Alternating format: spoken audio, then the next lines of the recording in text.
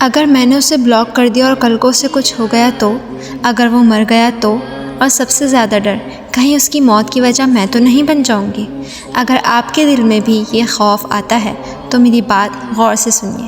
کبھی کبھی لڑکیاں خود سے یہ سب امیجن نہیں کرتی، انہیں یہ ڈر دیا جاتا ہے۔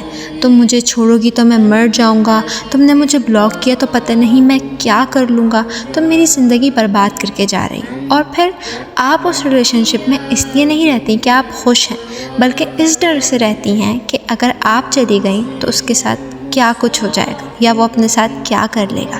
لیکن ایک بات سمجھنا بہت ضروری ہے، آپ پر کسی کی جان کی ذمہ داری نہیں ہے۔ اللہ تعالیٰ قرآن میں فرماتے ہیں، اور کوئی جان اللہ کے حکم کے بغیر نہیں مر سکتی، اور موت کا وقت مقرر ہے۔ اس کا مطلب یہ ہے کہ کسی انسان کی موت کا فیصلہ آپ کے بلاک کرنے، میسج نہ کرنے یا ریلیشن شپ ختم کرنے سے نہیں ہوتا۔ آپ کو اپنے عمل کا جواب دینا ہے۔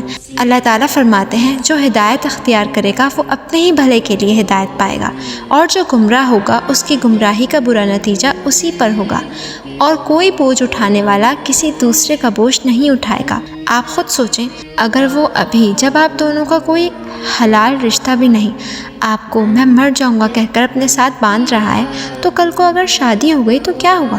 کیا ہر ڈس ایگریمنٹ پر میری بات نہیں مانی تو میں کچھ کر لوں گا، مجھے چھوڑنے کی بات کی تو میں اپنے آپ کو ختم کر لوں گا، تم نے میری بات نہیں مانی تو دیکھ لینا؟ کیا آپ اپنی پوری زندگی ڈر اور گلٹ کے ساتھ گزارنا چاہتی ہیں؟ یہ محبت نہیں ہے، یہ ریڈ فلیگ ہے۔ نہ ہی کسی کو آپ کی زندگی پر اتنا کنٹرول دینا چاہیے کہ آپ اس کے ہر ریئیکشن کی ذمہ داری اپنے سر لیں۔ اور اگر آپ اللہ کے لیے اس ریلیشن شپ سے نکلنا چاہتی ہیں، میرے چینل کو سبسکرائب کریں، کیونکہ اگلی ویڈیو میں ہم بات کرنے والے ہیں ایک اور فیئر کے بارے میں، جو کہ یہ ہے کہ اگر اس نے میری پکچرز اور ویڈیوز وائرل کر دیں تو اللہ آپ کو ثابت قدم رکھے، آمین۔